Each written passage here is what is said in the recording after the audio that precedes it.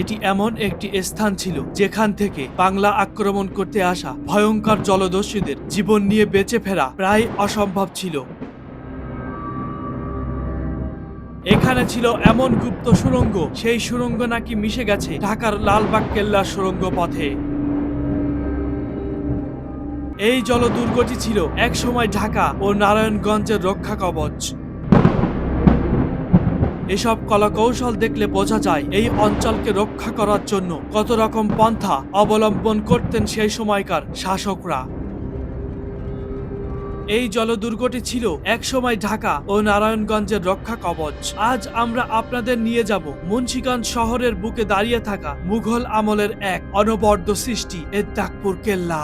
চলুন ফিরে যাই ৩৫০ বছরের পূর্বের সেই মুঘল বাংলায়, জেনে আসি এই জলদুর্গ সম্পর্কে।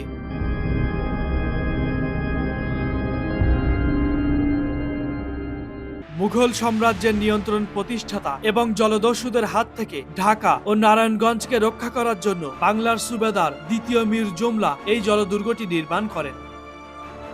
তখন নদীপথে এই স্থানটি ছিল সবচেয়ে ঝুঁকিপূর্ণ। জলদস্যুরা ঢাকা আক্রমণ করত এই পথ দিয়ে। সেই ভয়ঙ্কর জলদস্যুদের হাত থেকে এই বঙ্গপ্রদেশকে সুরক্ষিত রাখতে মীর জুমলা ৩টি জলদুর্গ নির্মাণ করেন, যার মধ্যে একটি এই ইদ্রাকপুর কেল্লা। ১৫৭৪ খ্রিস্টাব্দে দাউদ খান কররানীকে পরাজিত করে মুঘলরা বাংলার নিয়ন্ত্রণ গ্রহণ করে। তখন বাংলা ছিল অত্যন্ত ধনী একটি প্রদেশ, তাই প্রায় সময় বিভিন্ন পক্ষ দ্বারা বারবার আক্রান্ত হতো।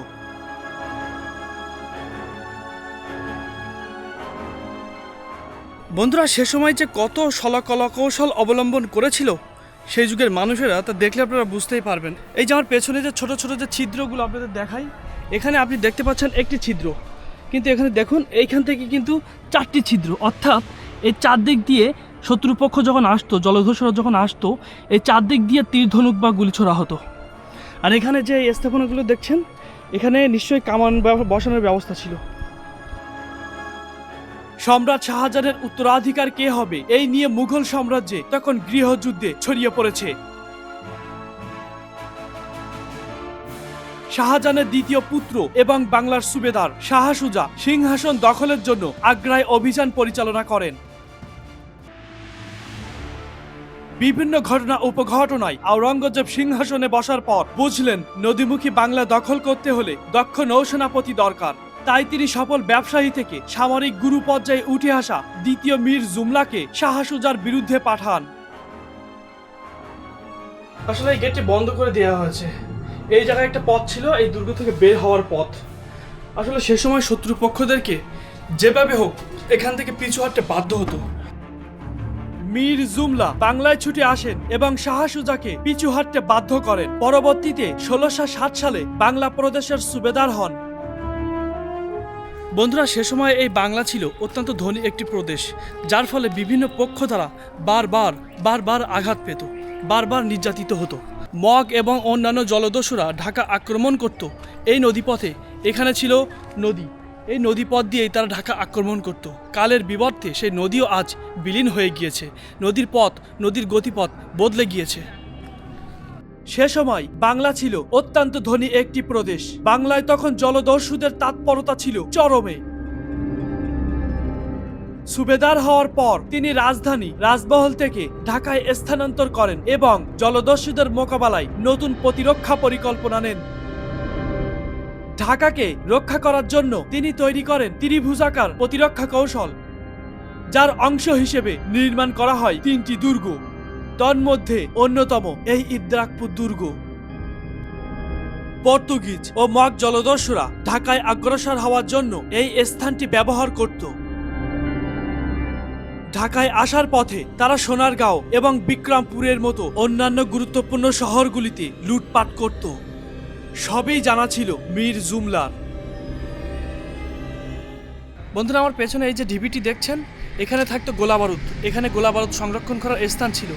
আবার বলা হয় এখানে এমন একটি সুড়ঙ্গ ছিল যেটি লালবাগ কেল্লার সাথে জয়েন্ট হয়েছে। এই যে ঢিবিটি দেখছেন, এটি ছিল অস্ত্রশস্ত্র ও গোলাবারুদ রাখার স্থান। অনেকে বলে থাকে এখানে এমন একটি সুড়ঙ্গ রয়েছে, সেই সুড়ঙ্গ নাকি মিশে গেছে ঢাকার লালবাগ কেল্লার সাথে। পর্তুগিজ জলদস্যুদের হাত থেকে এই শহরগুলিকে রক্ষা করার জন্য একটি ত্রিভুজ আকার প্রতিরক্ষা কৌশল নিয়ে এসেছিলেন মীর জুমলা। এই দুর্গটি বানানোর মূল উদ্দেশ্য ছিল মগ আর পর্তুগিজ জলদস্যুরা যাতে ঢাকার দিকে আসতে না পারে সেই পথ বন্ধ করার জন্য। এর কৌশল অনুসারে যখনই জলদস্যুরা ঢাকার দিকে অগ্রসর হওয়ার চেষ্টা করত, তখনই মুঘল সৈন্যদের তাদের 200টি যুদ্ধ জাহাজের কামান এবং ইদ্রাকপুর দুর্গ থেকে মর্টার গুলি চালানোর নির্দেশ দিত। ফলে জলদস্যুদের পিছু হাঁটতে অথবা নদীপথে মারা যাওয়া ছাড়া কোনো উপায় থাকত না। এই দুর্গে প্রবেশের পর ভেতরে ঢুকলে চোখে পড়বে ছোট্ট একটি ঘর, ছিমছাম আর নীরব। এটাই ইদ্দাকপুর দুর্গের জাদুঘর। এখানে সংরক্ষণ করা আছে শত বছরের প্রাচীন মাটির তৈরি আসবাবপত্র, যা এই দুর্গ থেকে পাওয়া। সেই মীর জুমলা, সেই মীর জুমলা, এই যে দেখুন।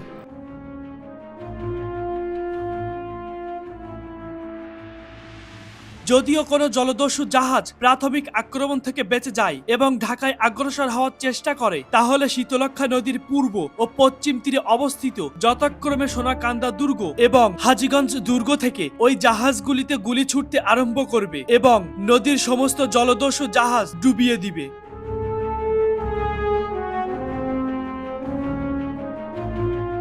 মোগলরা বাংলা দখল নিয়ে তাদের প্রতিরক্ষা ব্যবস্থা জোরদার পরিকল্পনা করে। তখন তারা দেখতে পায় বাংলার 12 ভূঁইয়া ও প্রতিকূল নদীবেষ্টিত জনপদ ছাড়াও তাদের শক্তিশালী প্রতিপক্ষ হলো মগরা। এই মাটি দেখুন, শত বছরের পুরনো এই মাটি আমি স্পর্শ করে দেখছি। পর্তুগিজ ও ওলন্দাজ যারা কিনা বঙ্গোপসাগর দিয়ে মেঘনা ব্রহ্মপুত্র নদী হয়ে বঙ্গে লুটতারাজ করে, নৌপথে আসা শত্রু বা জলদস্যুদের প্রতিরোধ করা সম্ভব ছিল না। মুঘলরা বুঝতে পারে বঙ্গ সাম্রাজ্যের সুদূর করার গুরুত্বপূর্ণ ধাপ হলো নদী বেষ্টিত এই দেশের জনপদকে সুরক্ষা করা। এরই ধারাবাহিকতায় মেঘনা, শীতলক্ষ্যা ও ইসামতি নদীর তীরে 3টি জলদুর্গ নির্মাণ করেন। দেখতে পাচ্ছেন সব শ্যাওলা জমে গিয়েছে, আর এই সব জায়গায় সে সময়কার নৌসেনারা এখানে বসবাস করত, নৌসেনাদের পরিবার সবাইকে নিয়ে। বন্ধুরা দেখতে পাচ্ছেন আমি কোথায় চলে এসেছি। এই যে দেখুন, এই কক্ষগুলো কিন্তু পরিত্যক্ত হয়ে আছে।